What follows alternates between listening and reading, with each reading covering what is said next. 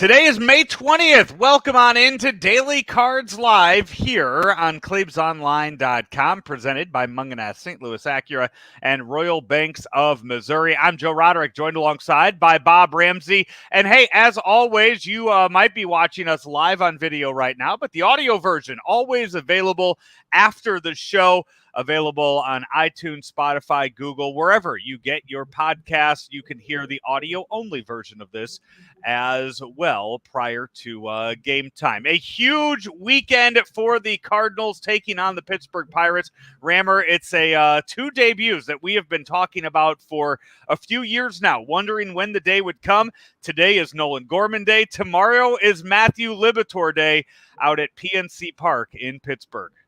Yeah, there's a lot of stuff to get into here in the near term. Here in May, poor performance from DeYoung and O'Neill has forced John Mozeliak's hand at least a month. In some cases, you could argue 2 months sooner than he wanted to.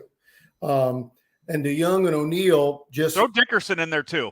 And good call. And Dickerson as well. Just not getting it done, sort of forced Mo's hand. So here we are. Gorman, who I was very hyped when they signed him. When he hits a home run, it's really a pretty swing. Though it's hard to find when a guy's hitting a home run in a highlight to see a bad swing. But I'm like everybody else. I was excited to see it. It made me a little nervous the last year and a half with high strikeout ratio. And here's my gauge for him. Strikeouts, okay. He can strike out half the time if he's hitting 300. You can't carry the strikeouts half the time if he's hitting 225. And so who's he going to be? Well, now's the time to find out.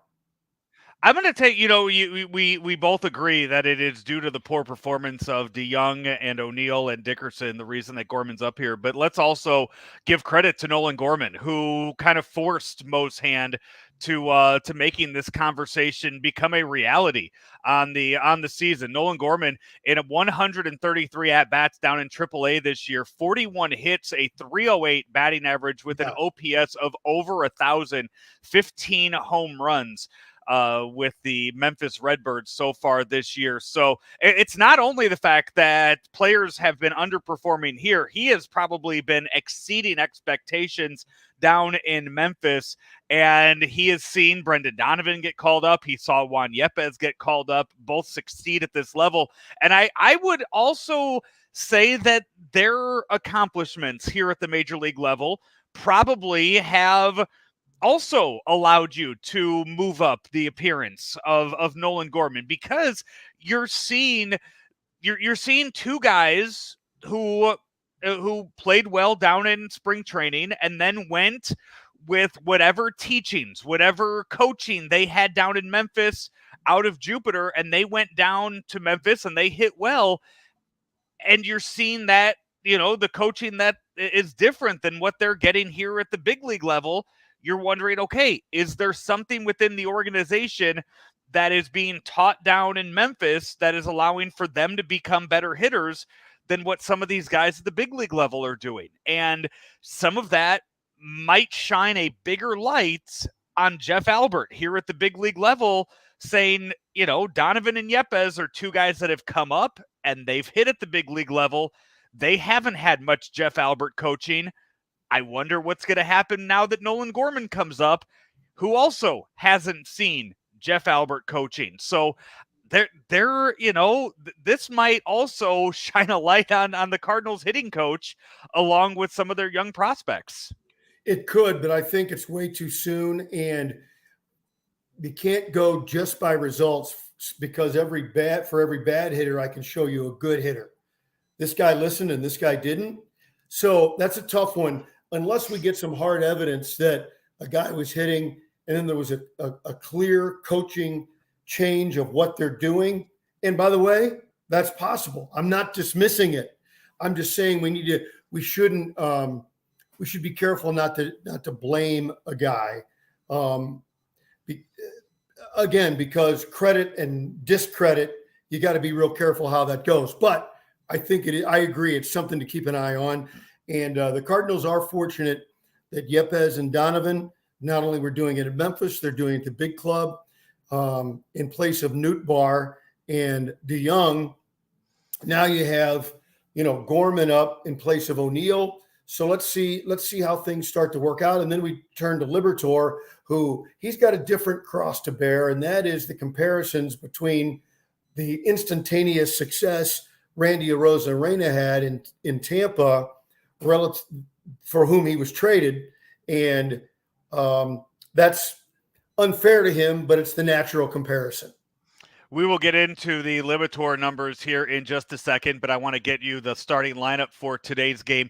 5:35 Central Time start for this one. 5:35 Central Time, and it is on Apple TV. So don't fire up the Bally Sports app or the channel expecting to see the call there. It will be on Apple TV, much like the game against the Reds was a few weeks ago. But as always, you can hear the game also on KMOX.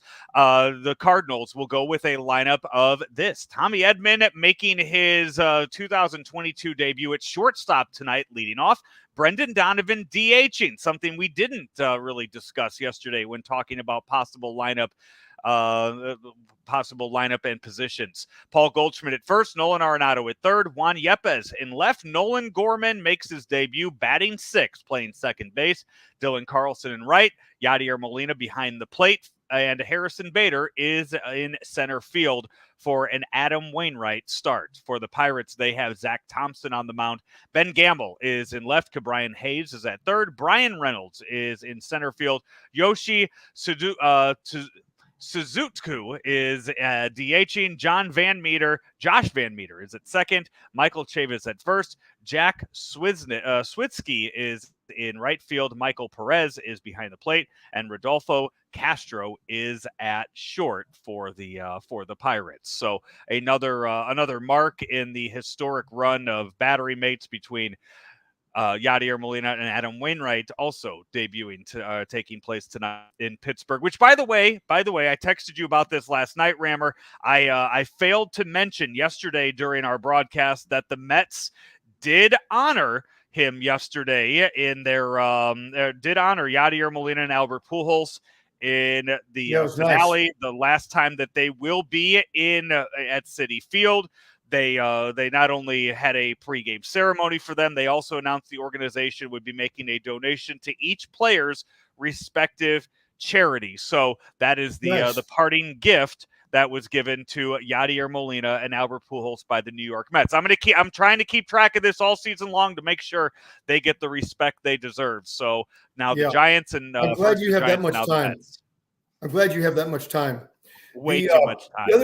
The other interesting thing about the lineup is if you're playing it absolutely straight, putting your best guys in the best position to succeed, without question, you'd have Gorman on the infield.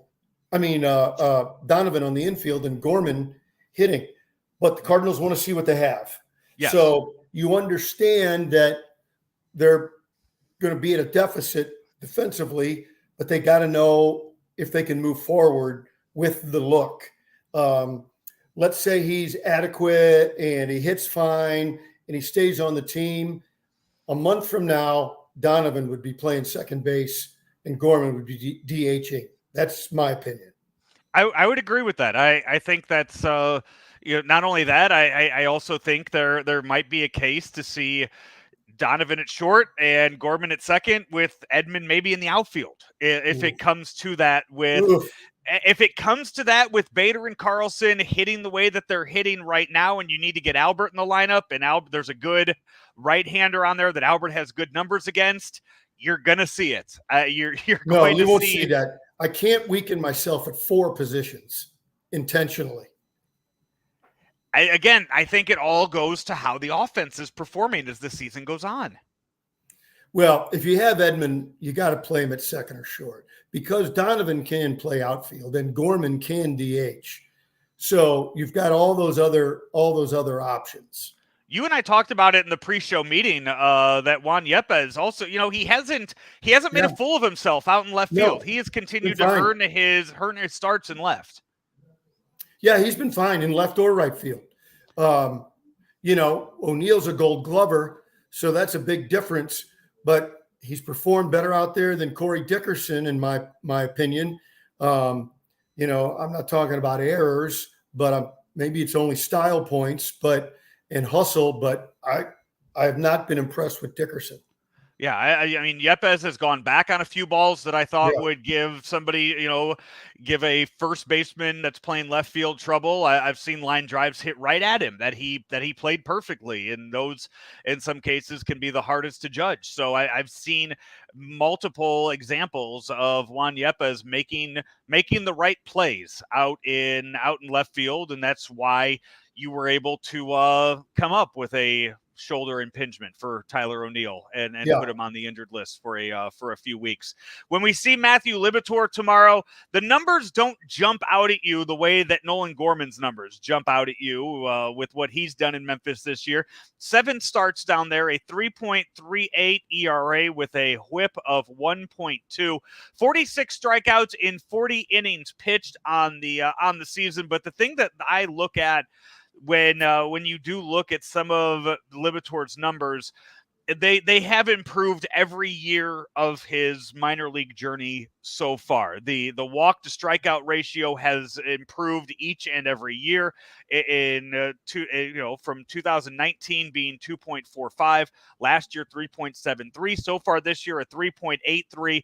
The hits per 9 inning have stayed right around 8 in his career, and that's been all 3 seasons. So you are seeing just steady numbers for him in yeah. his 2 seasons down in Memphis. And remember, he, along with the rest of baseball, kind of a lost year in 2020. So we don't know where that development has gone for really any of these guys. So we're seeing, the call up here of Matthew Liberatore. It was his turn in the rotation. You put him in there. And we see where we go from there. Throwing him against a Pirates lineup, that's not good. The other thing we haven't talked about is the fantastic, almost unbelievable story of Gorman and Liberatore being teammates as kids and dreaming of coming to the big leagues together. And they get the call up the same day. There are going to be a lot of youth sports parents in St. Louis who are going to force their 10-year-olds to throw a lot more pitches and take a lot more batting practice swings this weekend, as they think that their child is going to be the next Nolan Gorman or Matthew Liberatore 12 years from now. Yeah, that happens every day anyway. This one, they'll be looking for their buddy. Hey, you two, you're the two going up. Right. Yeah. Oh, yeah. They're going to be. Yeah. They're the next. Oh, they're the next. I can see it right now. Oh, you see that fastball he's throwing at 40 miles an hour? He's the next one. Just wait and see. It's going to happen. We have a few of them this weekend at Ballparks National. I was just going to say a perfect intro into a live read for Ballparks National for you this weekend. Yeah, we'll see quite a few of them. Just let them play. Also, hey, it should be noted that Ali Marmol did mention that there will be some changes in the bullpen that we will see some shuffling around. Helsley's got to be the closer. That's just it. We will see the first opportunity. I went back and forth. I agree with you. I can see where they'll make an argument and give Gallegos another chance, but I fully agree that Helsley has closer stuff and should get that opportunity. Yeah. So we'll see how they play it. You don't want to bury a guy or ruin his confidence, but you got to win games. Yeah. A 5:35 start time tonight in Central Time. Tomorrow, it's another 5:35 start time for a Saturday night game. And then on Sunday, Rammer, it's the 10:35 start time. 10:35 start time. I believe that's the Peacock game, the NBC game. So an early morning baseball on Sunday. So wake up and enjoy yourself some baseball and breakfast. Hopefully, the broadcast crew will have a better time of it. Also tonight, they had a little rough time, but hopefully they'll get better. Yeah, and you know what? If you don't like the broadcast on Apple TV, just mute your TV and turn on KMOX and listen to KMOX and listen to Mike Claiborne. Clave's not off this weekend. He is he's off not. this Well, weekend. I'm Yeah, not listening to anybody. he's on assignment, so it's Rooney and Horton on the call. They'll be for the great. Cardinals. They always are. Yeah. Hey, Rammer, before we get out of here, quick word from Royal Banks. Royal Banks in Missouri, not just in St. Louis, also the other side of the river, Granite and Jerseyville. And of course, now new opportunities to bank with Royal Banks in Northeast Louisiana. And at each and every branch, it's where better service means better banking. Member FDIC, an equal housing lender. Folks, enjoy the games this weekend. Enjoy the Major League debuts that many of you have been waiting for a few years now. Nolan Gorman tonight, Matthew Liberatore tomorrow, and hopefully 3 Cardinal victories against the Pirates. These are the series that you need to sweep, and hopefully that's what we see. And that's you buried the Joe Roderick lead. You should open with that. I demand a sweep. We have been brought to you by Munganast, St. Louis Acura, and Royal Banks of Missouri. Enjoy the games this weekend. For Bob Ramsey, I'm Joe Roderick. We'll talk to you on Monday. At St. Louis Acura, new inventory is arriving daily, both new and pre-owned. Our buying team adds a higher level of personalized service that others can't match. We sell over 100 pre-owned vehicles monthly, and many of these are matched by our buying teams in Missouri and Illinois. As new Acura production ramps up, be one of the lucky ones to try the newest Type S models now available. Performance has never been so stylish and comfortable. St. Louis Acura remains committed to becoming better than ever for you.